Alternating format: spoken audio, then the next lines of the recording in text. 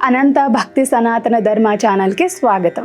ద్వాపర యుగం ఇంకా కొద్ది రోజులలో ముగిసిపోయి కలియుగం రాబోతుందనగా ఒకరోజు శ్రీకృష్ణుడు బలరాముడితో అవతార పరిసమాప్తి జరిగిపోతుంది, మీరు తొందరగా ద్వారకా నగరమును విడిచిపెట్టేయండి అని చెప్పడాన్ని ఉద్ధవుడు విన్నాడు.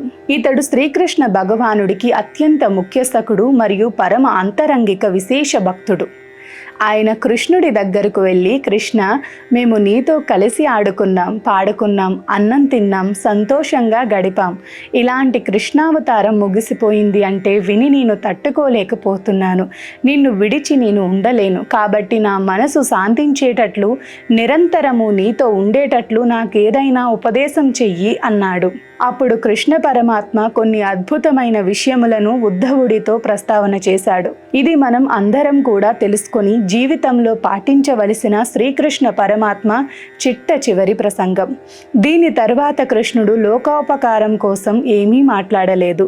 ఇది లోకమును ఉద్ధరించడానికి ఉద్ధవుణ్ణి అడ్డుపెట్టి చెప్పాడు. ఉద్ధవ, నేటికి 7వ రాత్రి కలియుగ ప్రవేశం జరుగుతుంది. 7వ రాత్రి లోపల ద్వారకా పట్టణమును సముద్రం ముంచెత్తుతుంది. సముద్ర గర్భంలోకి ద్వారక వెళ్ళిపోతుంది. ద్వారకాలో ఉన్న వారందరూ మరణిస్తారు. తదనంతరం కలియుగం ప్రవేశిస్తుంది. కలియుగం ప్రవేశించగానే మనుష్యుల యందు 2 లక్షణములు బయలుదేరుతాయి. 1 అపారమైన కోర్కెలు, 2 విపరీతమైన కోపం.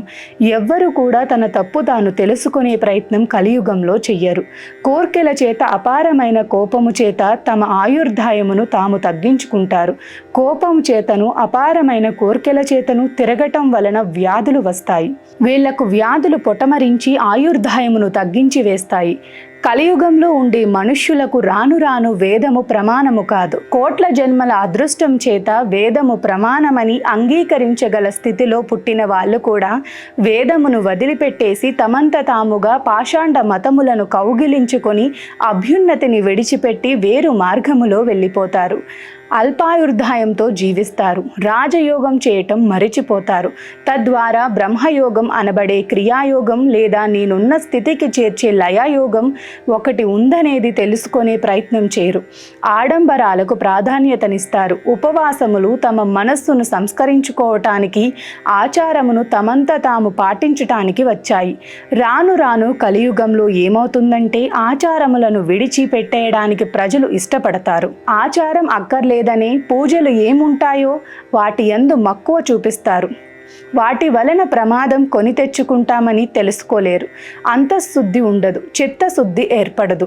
మంచి ఆచారములు మనస్సుని సంస్కరిస్తాయి. అవి తెలుసుకోవటం మానివేసి ఏ పూజ చేస్తే, ఏ రూపమును ఆశ్రయిస్తే ఆచారం అక్కర్లేదని ప్రచారం ఉంటుందో అటువైపుకే తొందరగా అడుగు వేస్తారు. కానీ దాని వలన తాము పొందవలసిన స్థితిని పొందలేము అని తెలుసుకోలేకపోతారు. ఇంద్రియములకు వసులు అయిపోతారు. రాజులే ప్రజల సొమ్ము దోచుకుంటారు. ప్రజలు రాజుల మీద తిరగబడతారు. ఎవడికి పాండిత్యమును బట్టి, యోగ్యతను బట్టి గౌరవం ఉండదు. కలియుగంలో ఏ రకంగా అర్జించాడన్నది ప్రధానమవదు, ఎంత అర్జించాడన్నది ప్రధానమవుతుంది. ఎవడి ఐశ్వర్యం ఉన్నదో వాడే పండితుడు. భగవంతుని పాదములను గట్టిగా పట్టుకుని తరించిన మహాపురుషులు ఎందరో ఉంటారు. అటువంటి మహాపురుషులు తిరుగాడిన ఆశ్రమములు ఎన్నో ఉంటాయి. కలియుగంలో ప్రజలు అందరూ గుళ్ళు చుట్టూ తిరిగే వాళ్లే కానీ అటువంటి మహాపురుషులు తిరుగాడిన ఆశ్రమాల సందర్శనం చేయటానికి అంత ఉత్సాహమును చూపరు. అటువంటి ఆశ్రమములో కాలు పెట్టాలి. అటువంటి మహాపురుషుల మూర్తులను సేవించాలి. కానీ అక్కడకు వెళ్లకుండా హీనమైన భక్తితో ఎవరిని పట్టుకుంటే తమ కోర్కెలు సులువుగా తీరగలవు అని ఆలోచన చేస్తారు. ఈశ్వరుని యందు భేదమును చూస్తారు.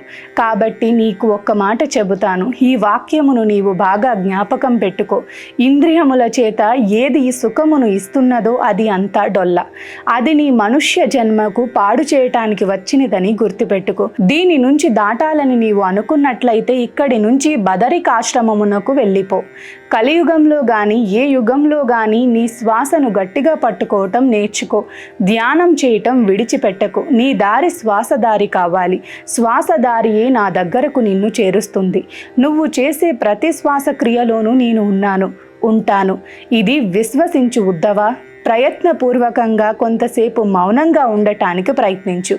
మౌనము ధ్యానం, ఇంద్రియ నిగ్రహము చేయుట, నీటిలోని మౌనం, మనస్సులోని మౌనంతో ధ్యానంలో కూర్చొనుట, ఈశ్వరుణ్ణి సేవించుట మొదలగు పనులను ఎవరు పాటించటం మొదలుపెట్టారో వారు మెట్లెక్కటం మొదలు పెడతారు. ఇది శ్రీకృష్ణ పరమాత్మ ఉద్ధవుడికి ఇచ్చిన చివరి సందేశం. ఈ సందేశం ఉద్ధవుడికి అనుకుంటే పొరపాటు. ఇది మనందరి కోసం పరమాత్మ చెప్పిన సత్యం. సర్వే జనా సుఖినో భవంతు, లోకా సమస్తా సుఖినో భవంతు.